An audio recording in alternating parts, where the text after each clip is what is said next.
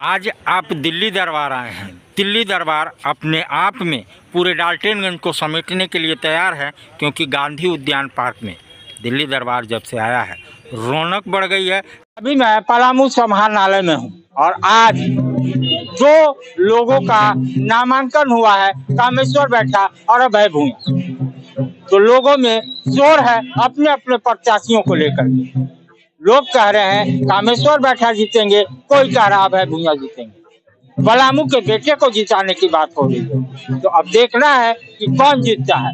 दोनों पार्टियों ने अपना अपना अलग अलग राय रखा है, अपना अलग अलग मुद्दा रखा है। अपने समर्थकों के साथ पर्चा भरने आए हैं, पर्चा भर के आए हैं और मुस्कुरा रहे हैं। आइए हम बात करते हैं। अभय भूया नॉमिनेशन करके आए हैं, कितनी खुशी है, क्या लग रहा है? क्योंकि लोगों का जो शोर है वो कान में गूंज रहा होगा। क्या लग रहा है, कितनी प्रसन्नता? जी, आज हम जो है कि नामांकन करके आए हुए हैं और पलामू लोकसभा के एससी रिजर्व जो सीट है उससे हम एक युवा प्रत्याशी मात्र 26 साल के एज में जो है कि हम प्रत्याशी बने हैं। और वो हमारा जो है कि भारतीय कम्युनिस्ट पार्टी जो गरीबों के लिए लड़ाई लड़ती है उसको हम धन्यवाद देते हैं और हमेशा गरीबों के लिए लड़ाई लड़ेंगे।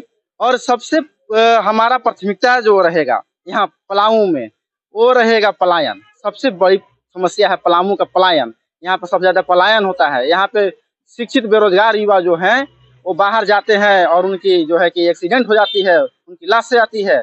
और जो है कि यहाँ कोई उद्योग नहीं। हमारा जब सांसद बनते हैं हम तो लोकसभा पूरे क्षेत्र में जो है कि हम बड़े बड़े उद्योग लगाएंगे और यहाँ हर खेत में पानी पहुंचाने का कार्य करेंगे, हर नदियों को हम बांधेंगे। और जो है कि हम लोग देखते हैं पलामू लोकसभा क्षेत्र में हमने घूमा है कई गाँव में कि जहाँ भी गांव जाते हैं, जहाँ बाउंड्री लाइन जो पड़ता है वहाँ पे बड़े बड़े नदियां हैं हमारे पास पलामू गढ़वा में, उनको हम बांधने काम करेंगे और हर खेत में पानी पहुंचाने काम करेंगे। यही हमारा प्राथमिकता रहेगा। एक चीज बताइए जी अभी कम्युनिस्ट पार्टी जी और चुनाव के पहले 5 दिन की पार्टी जिसमें पूरी जनता बहेगी, झूलेगी, नहाएगी, उस पार्टी को कैसे रोक पाएंगे? क्योंकि उस बाढ़ में सारे बह जाएंगे और एक तरफा होगा। जी नहीं, यहाँ पे पलामू की जनता सब जाग चुकी है। अब जो है कि किसी का लहर नहीं है, ये सिर्फ जनता विकास की लहर खोजती है। जिसका जो पार्टी हमारे विकास की बात करे, लहरवा के नहीं बात कर रहे हैं, लहरवा के बात कर रहे हैं। जो लहरवा जो घुट जाने के बाद लहरवा जो होता है उसको कैसे? क्योंकि ये ट्राइबल एरिया है, दारू और मुर्गा चलेगा तो फिर वहाँ क्या? जी नहीं, वो जनता जो है कि जाग चुकी है। अब जो है कि अब पहले जैसा नहीं रहा कि अब वो जो है कि दारू मुर्गा पर लोग जो है कि लुभा ले। अब सब जनता सब जान रही है, अब सब नकार देगी। जी आज नॉमिनेशन करके आए प्रसन्न मुद्रा में, लेकिन एक सबसे बड़ी चुनौती, क्योंकि ट्राइबल एरिया है, दारू मुर्गा खुल के चलता है, उस चुनौती को कैसे रोकेंगे? अगर वो रोक लिए तो जीत के बहुत नहीं। मैं अपील करता हूं पहला नंबर कि न नशे से न नोट से पलामू की तकदीर बदलो अपनी एक वोट से। दारू मुर्गा बांटने वाले तो हैं, पीने वालों की भी संख्या है, लेकिन दारू मुर्गा से खाली चुनाव नहीं होगा। खा करके और पचा देने वाले भी लोग बहुत हैं और वोट उसी को देंगे जो पलामू के बेटा है। इस बार दारू मुर्गा ना चलता हुआ खथुन पिथुन सो जाता थुन, वोट पलामू के बेटा अभय भूया के बेटा। डॉक्टर भालचंद्र कांगो आज पलामू में अभय भूया के नॉमिनेशन में, क्या पलामू का शोर है? थोड़ा हमें बताइए, क्योंकि आप आज क्षेत्र में घूम रहे हैं, आप बता सकते। देखिए, झारखंड में कम्युनिस्ट पार्टी झारखंड राज्य की निर्मित के लिए बहुत संघर्षपूर्ण काम किया है। ये आदिवासियों का इलाका है और यहाँ पर कई समस्या है। सबसे बड़ी समस्या जो है मैं समझता हूँ विस्थापितों की समस्या है। 40 से 50 लाख लोग यहाँ पर कई प्रोजेक्ट्स में विस्थापित हो गए हैं। इन विस्थापितों को लेकर कम्युनिस्ट पार्टी जद्दोजहद कर रही है, संघर्ष कर रही है। उनको हक मिलना चाहिए, इसके लिए लगातार हमारी कोशिश चल रही है। और यही मुद्दा लेकर कि विकास का प्रारूप जो है, विकास का मतलब क्या है, ये सवाल जनता के सामने लेकर जाने के लिए हम इलेक्शन लड़ रहे हैं।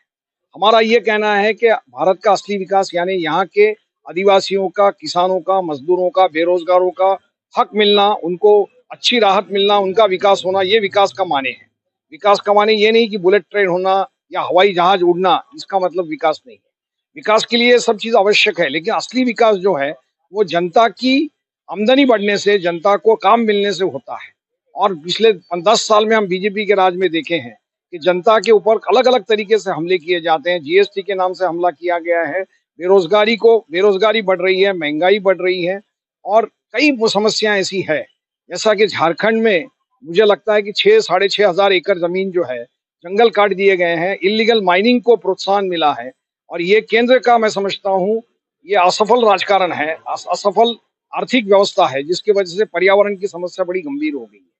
तो मैं समझता हूँ इस इलेक्शन में पानी की समस्या, पर्यावरण की समस्या, बेरोजगारी की समस्या, महंगाई की समस्या, विस्थापितों की समस्या, ये इसको लेकर जद्दोजहद होना चाहिए, नहीं कि धर्म और जात की राजनीति जो आजकल चल रही है। कैसे रोकेंगे वो बाढ़ को, जो चुनाव के 2-3 दिन पहले जो पार्टी वाली बाढ़ आएगी और लोग उसमें मस्त हो जाएंगे और वोट उसी को देंगे जो उन पे खर्च करेगा, उसको कैसे रोकेंगे? देखिए, ये कुछ गलतियां हमारे व्यवस्था में घुस गई है।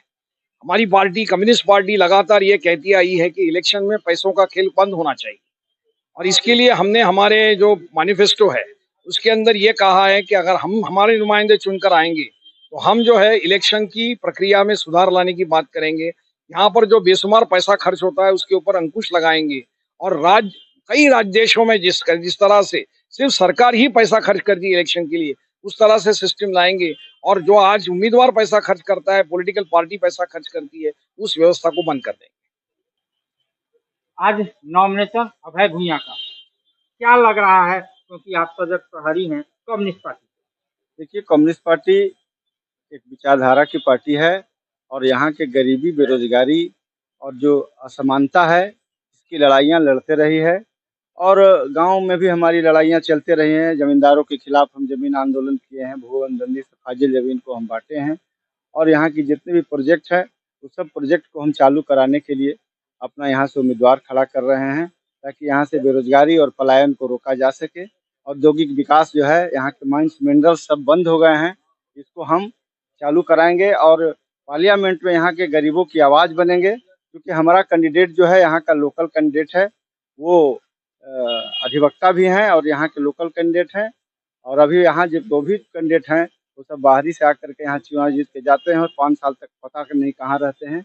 हम ऐसी परिस्थिति में सीपीआई के जुझारू संघर्षशील साथी को हम इस लड़ाई में लाए हैं ताकि हम यहाँ के आम आवाम की लड़ाई को, जो गरीब की लड़ाई है, मजदूर और किसानों की जो लड़ाई है, उसको सड़क पर ला सके और उससे द्वारा जीत कर हम पार्लियामेंट में यहाँ के पलामू और गढ़वा के बातों को हम वहाँ रख सके, क्योंकि हम लोगों ने सभी को जिता कर देखा है। समर्थन की सरकारें भी चली है लेकिन कोई काम नहीं हुआ और यहाँ का विकास और बदतर होता चला गया।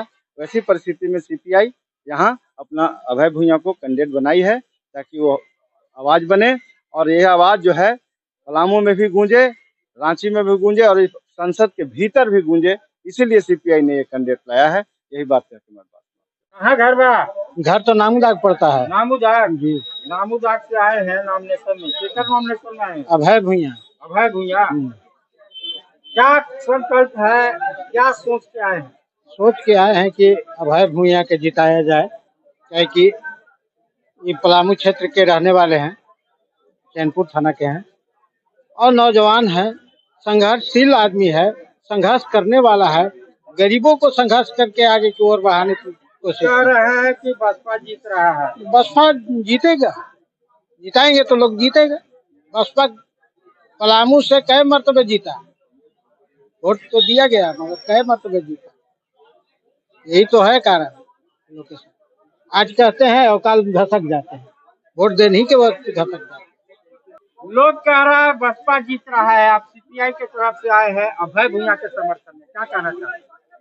अभय भूइयां काफ़ी दिन से गरीबों का, मजदूरों का सेवा करता है और कभी दुख में सुख में साथ रहता है, इसलिए वो अच्छा है, सच्चा है, इसलिए हम लोग उसके सपोर्ट में हैं और जितना सहयोग हम सबसे बनेगा पूरे पलामू में हम लोग उसका सहयोग करेंगे, मदद करेंगे और लोगों को, सबको इसके बारे में बताएंगे, गरीबों को, मजदूरों को, किसानों को, जवानों को, जो हमारी हक है, हम लोग का हक कोई आज तक देता ही नहीं। बस आता है, समय आता है तो कहता है कि हम भ्रष्टाचार खत्म करेंगे, हम महंगाई खत्म करेंगे, लेकिन जस्ट उल्टा करके जाता है। अभी तक कोई पार्टी ऐसा नहीं किया। इसलिए हम लोग कम्युनिस्ट पार्टी CPI के हम लोग सहयोग में अभी आए हैं और सबको हम लोग मिलजुल करके अभय भूइयां को जिताने का काम करें।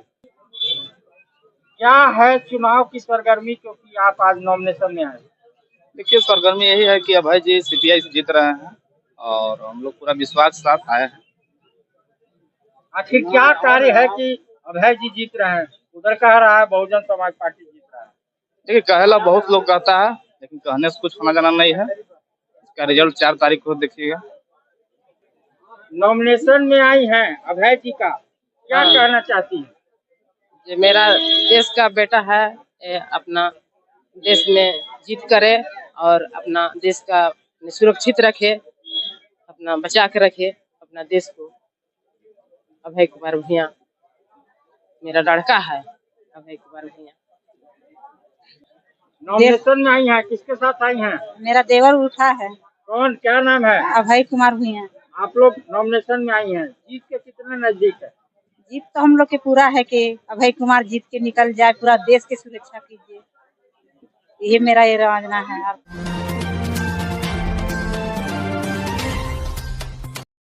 अरे भाई, बेटा तो एक ही है ना, कहाँ कहाँ भेजोगे उसे ये सब सीखने? बेटा एक है तो स्कूल भी एक होगा ना भाई।